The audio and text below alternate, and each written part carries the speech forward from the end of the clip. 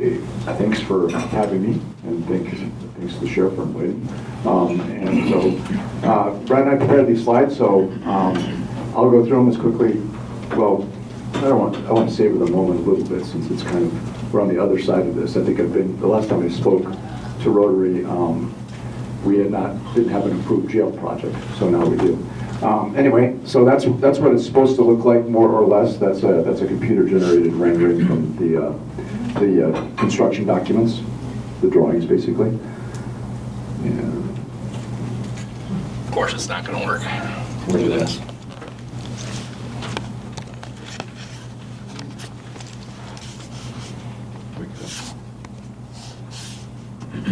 all right. Did I go too far? That's way too far.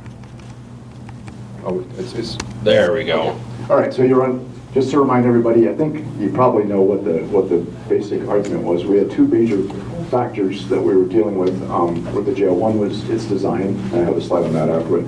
But the other thing was we saw an increasing population, and so I kind of joined the argument when I was running for county commission back in 2014, and Toby was the sheriff, and that's when the conversation was really getting going. But the conversation had been going for at least a decade before that, I believe, when I was digging through some stuff.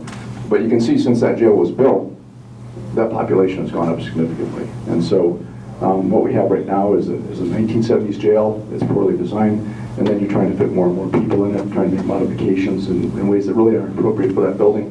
One of the good news stories is that with other programs that we've had, we have been able to reduce the population recently since COVID, but you have to look at all the data. And so what the good news on that is we don't have to build as many beds as we thought we did, as we had tried to do before, but we still have to update the facility, and we still don't want it to be, one thing we don't want to end up with is something that's just too small. So the facility that we're looking at building now is 108 beds. But just to give you an idea on the design side of it, if you look at what the picture on the left, that's what it looks like if you're sitting in the control booth of our current jail. And the sheriff knows this view, his folks know this view very well. But you can see, the problem is you can't see any inmates in that. And then on the right side, you see one of the jails we toured back, getting ready for the 2017 referendum. That's in Dakota County, Nebraska. So that's the northeast corner of Nebraska, and that's kind of an typical updated jail. It's kind of configured in a kind of a rotunda kind of setting. It's kind of how I view it. And then you're looking into each of the salt licks as a wedge with a glass front, and so you can see the inmates, but the inmates can't see the jailers for guarding. So one of the things that kind of makes that, I can speak loud here. One of the things that kind of makes that a lot safer is this new design here. As you can see by sitting in the middle, I always kind of equate it to like a pie. You got the pie with all the wedges, then you're sitting right in the center of the pie. You can take and give a quick spin. You see everything that's happening in that facility. We're going to be able to pick up, if Shane and I are having a beef, we'll be able to pick up on our emotions. You'll be able to pick up on everything that we're doing. Same thing with Gary and I here. We can shut that down right away, so we don't have any inmate on inmate assaults. And also you can help shut down some inmate on staff assaults. When you got that long linear facility like that, you're walking down, some of the people that have been in there will notice that you're standing in the middle of the jail and you're not seeing any inmates. So the new modern facility that we're building here will be a lot safer for staff and for our inmates. yeah, and one thing that kind of surprised me was when I remember Toby educated me a lot on this when he was sheriff. That when you look at what our current staff deals with that corridor set up on the left, is you have somebody in the control booth looking at a screen with about 90-ish different camera views. It's a little over 100. Yeah, so even more. So you got one person that's trying to keep track of what's going on all throughout the building. This way you have the advantage of your peripheral vision, so you're going to be able to react to things that are happening much more quickly. And then just the history of the voting, so you can see what happened. So the top there's the green is the yes votes, the red is the no votes. So these are the three different votes we took. So in 2014, I was running for county commissioner, but I supported the idea, but as the county was learning and figuring things out, brought the issue up to the public. But it's kind of like a conversation between the county and the public about, what are we going to agree on here? And that's kind of the way South Dakota law is designed, is that when you build something big like this, typically the county, we only have property tax. Typically we have to basically ask the voters, may we please raise your property taxes to build this thing. And so that's what we did. 2017, we got better at the information part of it, so we got within 100 votes. So it was kind of a sad day, but I think it turned out for the best. And then the difference with 2017 and 2024, I would say, is that the sheriff organized a political action committee, and so that's why you saw the lawn signs and things like that. And then it passed handily. And in the case of county infrastructure, and I guess that has to do with, particularly with jails, because the law says counties have to do that. We only need 50% plus one vote, not the typical 60%. So you can see the vote's not quite 60%, yes. But for something like this, I think that's pretty good. And so I appreciate the sheriff's effort in putting together that committee. So that got us over the finish line. This is kind of the schedule for what we're looking at doing. You can see, basically, the bottom line here is, just for the sake of time, is we're probably going to finish sometime mid-2027. So this is a big project. Probably, we're losing a few days right now because of the weather. And so the construction manager is very, very careful to document that. As far as the budget goes, that seems to be good right now, so thankfully.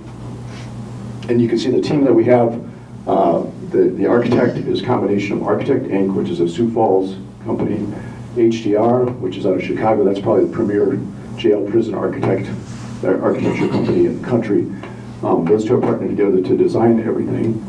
Beckenhauer's a construction manager. They did Clay County's jail, so they had some fresh experience with the costings and things like that. So that's why we feel really good about the cost estimates that they've come up with. And so it's up to date. It's that same kind of architecture, same kind of design. And then Tegra Group, you might have heard of them with the ice rink and the wellness center. The city used them. They call them owners reps. They're kind of like hand holders for jurisdictions like us, where we don't have like on-staff project managers, construction managers. And so they really shape this. And what's key about what they know how to set up a team so that we get good costings. And they basically, the big change is that from the way we would have done it without them, is they involved the construction manager in the pre-design very, very early on in the process. Okay. We did the groundbreaking 18th of August, the rainy day, but it was a good day. Okay, what's it all going to cost? A little over $37 million is right now the plan. Excuse me. So of that, 29. So the voters approved $29,650,000 in a bond. That's going to generate a little bit of investment income. So that gives us a little over $30 million to apply from the bond to apply to the project, and the rest is money that the county's been saving for this.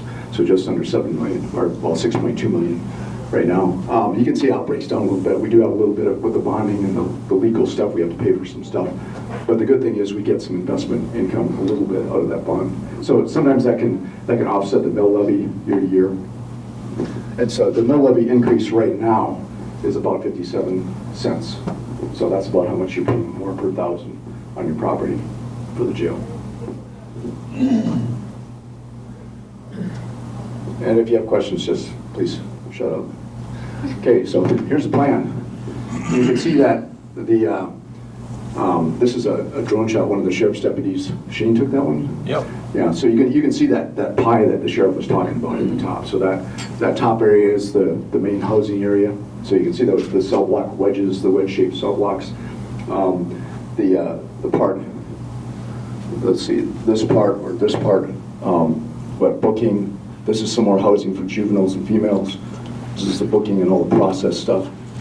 Yeah, you can see this little wedge right off here to the side, that's going to be the sally port. So as you come in, if you're a visitor to our facility in handcuffs, you'll come in here, and then our pre-booking. Sally port's a garage. The sally port is, garage or whatever.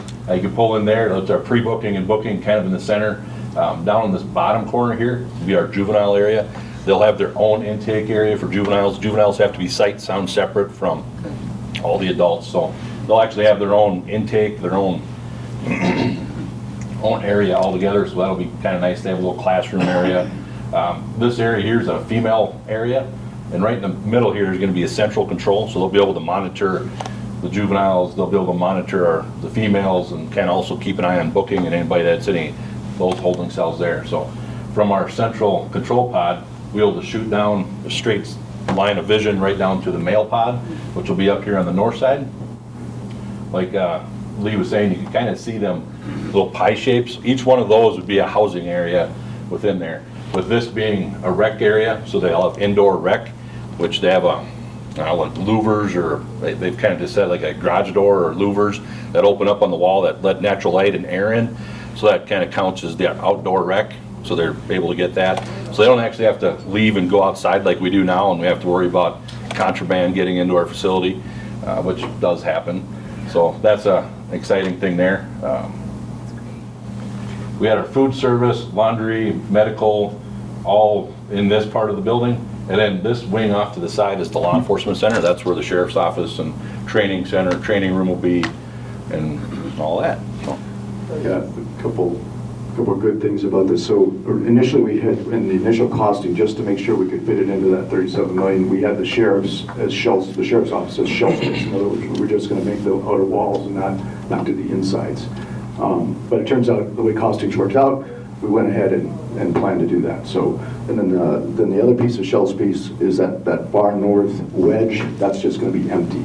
So if we ever need to expand or add a bunch more beds, we have the outer walls built. So it's kind of that balance, you know, like kind of try to save some money, you know, and not have to spend too much in the future. Because you really is, you can see that over time inmate populations go up typically, but you know, hopefully we can continue to control that. Yeah, like Lee was saying, this little pod right up in here, that'll actually be 2 pods when it's all said and done. Those will be not finished. That's something for in the future. They'll give us another 20 beds, expandability in the future. So trying to keep the cost down. Yeah. Oh, yeah, I thank you for saying that, because I was thinking of it. It's right next to discount seats. So discount seats is right here. So this is 212 down here. And so the access point, fortunately there was already an approach there that the DOT, South Dakota DOT approved us to use and develop. So and then if we ever need to, maybe we could, you know, if we need to, we could work with discount seats and see if we can develop that approach too and share that. But right now they have trucks and stuff pulling in and out of there. So it was very, it was a blessing that we could have that other approach there to do the construction with. Okay, this is kind of a fun video, so at least I like it. Let's see if it works if I just click it. This is a time lapse. So for the longest time, it just looked like there's just some dirt out there. But there's actually a lot going on. Getting that, I'm not a construction guy, so it was kind of interesting to see how they really worried about the soil composition, then getting the footings right, you know, watching the temperature, because you can pour concrete, as I understand it, below freezing, but it can't be that cold. And you know, learning a little bit about that, and then some of the base walls on top of the footings. So in certain spots, you had to dig deeper than we expected. So those are change orders, you know, generally small change orders. That's what it looks like all ready to go. And just within this week, they started putting up the precast panels. So I'll show the video what that looks like. So these panels are made in a factory in Iroquois, a Hutterite company. They do very good quality work. And you can see that's from 11 o'clock this morning, and they've already put up a few more. So they're out there in the cold doing that. So they took a break yesterday because I guess they were worried about the roads driving up. So basically what happens is the trucks from Iroquois from the factory come up, they take it right off the truck and pop it on. I got a cool video of that if you're into this still. I'm kind of a junkie, kind of a, that's actually from, I'll show you the webcam QR code. I'm now kind of a webcam. Yeah. Now that we're getting some walls up, I think the exterior walls are going to go really fast, and I'm expecting people to start asking here in a few weeks, when are you moving in? Yeah. That'll be the next thing, while there's still dirt floors and no roof. But I've turned into kind of a precast junkie. Okay, this is what it looks like. So I was out there, when I saw the webcam, I thought, oh, I got to go out and film one of these things being installed. So this is, I went out there Tuesday, about midday. I sped it up so you wouldn't have to wait as long. But this is kind of what happens when they do that. So these guys know what they're doing, and then they actually pop that in there. There's actually little metal pieces in the foundation that they poured that match up to metal pieces in the precast. So you can see how precise this is. You know, this is all precise, planned out, so it can be reproduced at the factory. So pretty impressive stuff. I mean, if you're not into construction, this is, I think it's pretty impressive. Okay, so that's what it looks, what the exterior wall looks like on that part of it. They're different designs depending on the part of the building. And you can see those kind of welds, they have these little metal pieces. This is really interesting. So then they did a very little shims here, and then they're gonna fill it all in with a special kind of grout. It's basically like cement or concrete, I guess. So, yeah, it's all, just a piece of cake for the construction guys. And there's also, embedded in that is insulation as well. So that kind of, that really dense pink foam. You can kind of see it on the edge of the edge that's facing the picture there. Okay, so this is one courtesy of the sheriff's office, so some drone footage. So I took out this part that makes you really queasy, so you shouldn't get too queasy. But it's pretty interesting, it's pretty cool. You can get a good, so this is from, what, Tuesday? Tuesday, yep. Yeah. We were fighting some strong winds, hence the camera angle. Nobody's tilting their head too much.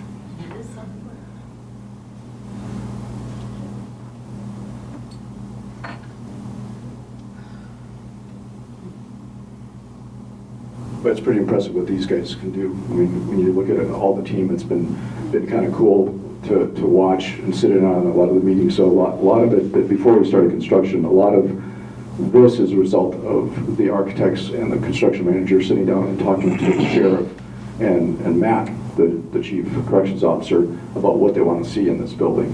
And it's a lot of very detailed work. And then they all, then they have to go back and fix this or that or do the drawings. And then, part of that gets to the factory to, buy specs. So you're doing each of those panels is according to spec, and it's going to fit in, like a laser into the spot where it goes. Like I say, when we were working on trying to pick our architects, we met with a whole bunch of different architects. We did a lot of interviews with them, and we ended up going with the current architects that we have, and one of them is HDR. They're one of the national people that helps design jails and prisons. HDR, our architect, David Bostwick, actually wrote the book for the National Institute of Jails. It's a big yellow book. Toby probably knows all about it. He probably remembers, just like see him shaking his head. He actually wrote that book on how to design and how to work on jails. So we're really fortunate. We leaned on them a lot for some of these questions on how we're designing this and how we're going forward, making sure that our staffing levels are appropriate and we're not going crazy on that. Because those are things that we have to look at going forward. We can't just add a whole bunch of people just because we're building a new facility. So a lot of those things are things that we're trying to make sure that we're. And just one thing on that, I'm glad you mentioned that, Sheriff. The architect that we got is probably about the most expensive one you can get, but Tegra really helps control that.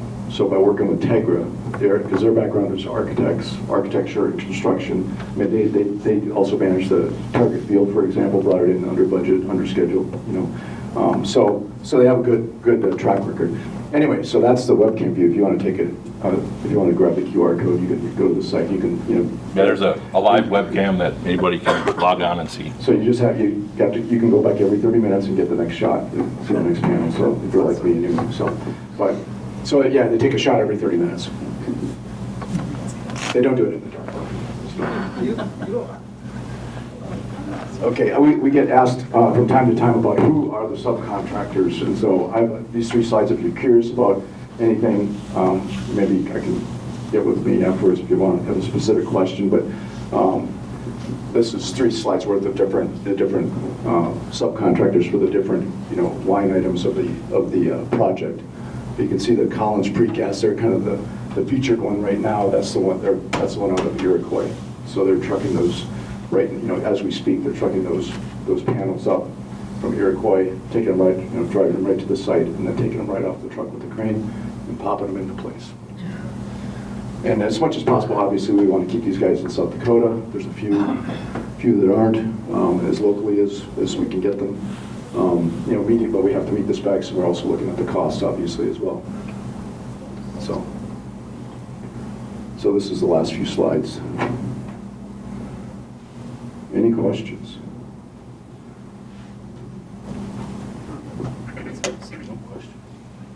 I thought there'd be 100 Is questions. there like an extra layer of safety or surveillance and background checking when you're building the jail? I mean, like, it's a public facility and stuff, and the design's out there, but The actual construction on site? The actual construction, that's a good question. We work closely with our Beck and Howell. They're the main construction managers that got our facility here. When it gets closer to being into some of them cell areas and some of that, we'll have to work with them closely on some of those things. This first initial layer, a lot of that's just dirt work and groundwork and getting the walls up. So I'd say kind of in a general, more generally, you know, we're, and the sheriff's very careful, we call it, in the military, we call that operational security, kind of, you know, it's not like secret information, but it's, you just want to be careful with it and be discreet sometimes because you don't want to, so that's why you'll, you know, just see kind of general, on things like this, we just want to show, you know, kind of the general plan of things without going into detail. Any other questions? What's the difference between, I remember Toby talking with us about that at one of the elections. Prison and a jail? What's the difference in the cost? Had we done it in 2014 rather than now? And what is the difference in comparative size design? That's a tricky one. The design, okay, so, yeah, you can please jump in, either Toby or, yeah, go ahead. Because I don't want to take away from anything that these gentlemen and everybody that's been involved in this process, because it's a huge undertaking. And it's always been for the staff. It's always been about the staff and their conditions. But the proposal, the $35 million proposal, which was a huge amount at that time, I'm not saying that it was cheap, it was huge. That plan encapsulated the entire judicial system. So it was courts, it was the state's attorney's office, it was the sheriff's office, it was the emergency management, and a very large EOC to include that as work release, separate work release center, juvenile holding center. So it was a that was a planned law enforcement courts combined building. So that's what we called it, the Justice Center at that time. That's what the goal was. So it wasn't just detention, it was justice, the whole system. So that is part of the frustration is you know, if it had done that at that time. So we think we got, yeah, obviously you get more bang for the buck. The rate that we were told at some point in the process was somewhere between 4% and 5% annual inflation on construction. Construction just always goes up. So, and that seems to be about the average is 4-point-something%. So, and then the other. Safe rooms, or do they get transported somewhere else? Safe rooms? Yeah. We actually partner with the Human Service Agency. They have a safe room there. Okay. So we house a few people that are really, really violent that need to go to Yankton and get mental health treatment, but those numbers have declined. A few years ago when they were remodeling HSA, our numbers were like 87 people that didn't have charges that end up spending time in our facility. I think last year we were like 22 or 23, so they do a lot of help with us and being able to have that facility HSA there. Oh, can you explain the ITV for court? ITV for court. Built into our jail there, we have 3 areas that we can use for ITV for court. So what that means is we can have our inmates in one of these rooms, and then we can just zoom basically to the court for the judge to be able to deal with them and have their attorneys via Zoom. So that's something that we're kind of incorporating into this. We don't have to transport inmates back and forth to court. Not saying that they're probably going to have to bring 1 or 2 for a sentencing or for something, but our goal is to be able to keep them all in house and not actually bring them out. So can I just to kind of pick up that kind of fits with your question, just to add to that. So the first attempt was to get it, you know, to avoid that needing the need to transport people back and forth to court by putting it all in one spot physically. That would have been, yeah, that would have worked well. But the voters didn't want that one, and so, you know, and it's a process. It's a dialogue, and it takes, you know, it's not uncommon for counties to have to go to 3 or 4 votes to do this. And I think the Watertown school, well, that was 4 votes, I think, the current high school anyway, for example. But then from that we went, you know, more minimalist. The bond was less than 18 million, and then we did it right there downtown, you know, trying to minimize that distance with the video, the ITV court, you know, and we even use that now to save hassle and for safety and stuff. And then this one is kind of between the two. So, you know, the good thing is when we build out on a site like this, a brownfield site or, you know, bare site, is you can expand if you ever need to in the future. You know, but that's a challenge when you're downtown. So yeah, and so then we still have a courthouse. People like the old courthouse, so we have a new courtroom. That's one thing left out. We did go ahead and build a new courtroom within the courthouse back in 2017, 2018, with save funds. So that was only about $1.5 million to do that, but we took one of the rooms and did that. So for transportation from, you know, the courthouse for those that are in person, you know, in front of the judge, and then staffing, what kind of cost will that be since you won't be as conveniently located next to the court?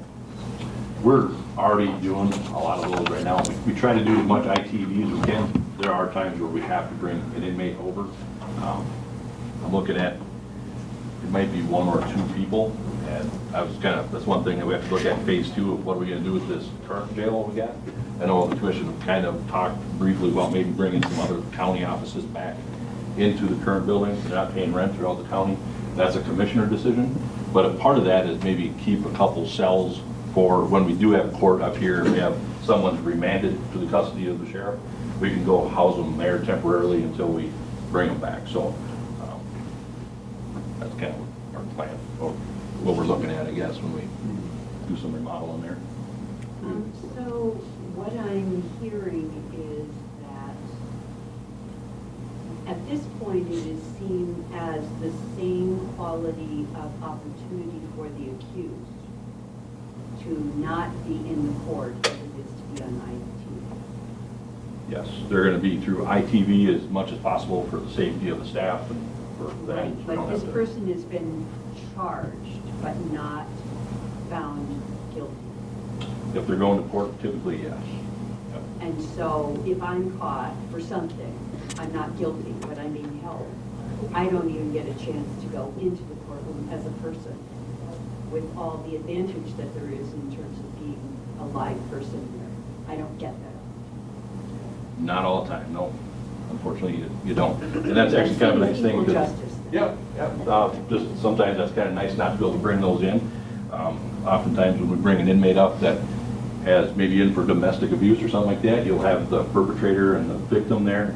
It helps relieve a lot of those tensions and those issues, and so it's actually, and also the assaults on staff. I remember back in the day, Toby can remember that too, we used to bring 25, 30 inmates on the gang, and we'd chain them up and we'd actually bring them out of the jail, and we'd bring a third of the jail out to court, and we'd have to have manpower everywhere to manage 25 or 30 inmates and bring them back to jail, book them back in, make sure they're not typing something as they go and put it in their pockets and use it as a weapon later. So it is a good thing that we can be able to keep them in-house and not have to bring them out. So. Just to piggyback on that though, that's up to the judge ultimately. So that, and in each case, the judge is going to make a determination: is this person a flight risk? Is this person a danger to the community?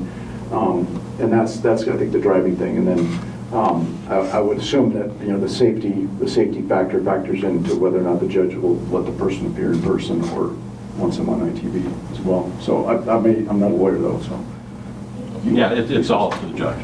There are times we got to bring people up, but then a lot of times we try to keep them in. And as an inmate, can I petition to be seen in person? Yeah, something they work with their attorneys. Sometimes there's certain felonies, certain things that they have to be seen by a judge. So there are some laws and there's some things that they have to be seen with. All right. Good question. What happens with the old jail after they move in? The old jail, like I say, some of the communication with the I'm not running again, so. with the commission was the county actually has the nurse's office, the vet's office, the welfare office, which has a new name now, community services. One more, right?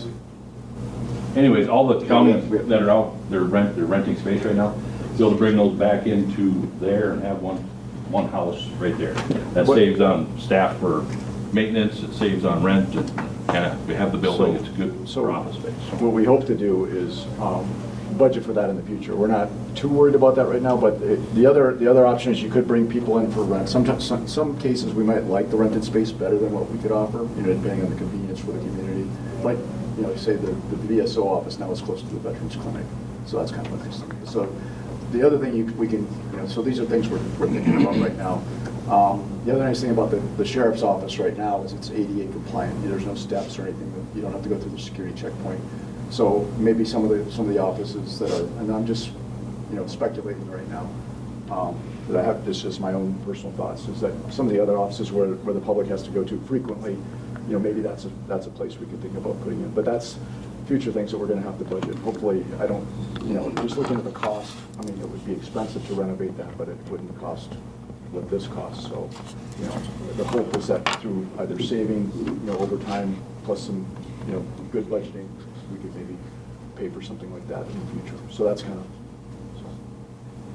I'd like to see the treasurer's office move down there, just my personal thing. So they wouldn't- Dealing with security of the courthouse, that would take about 350 people a day out of the courthouse and kind of run them through there when they're going in and pay taxes and license, but that's a decision. Yeah, and that's a little bit down the road. That's a good, it's a fair question, so. I know we're probably getting short on time here, so is there any other questions? We can hang. All right, well, Sounds good.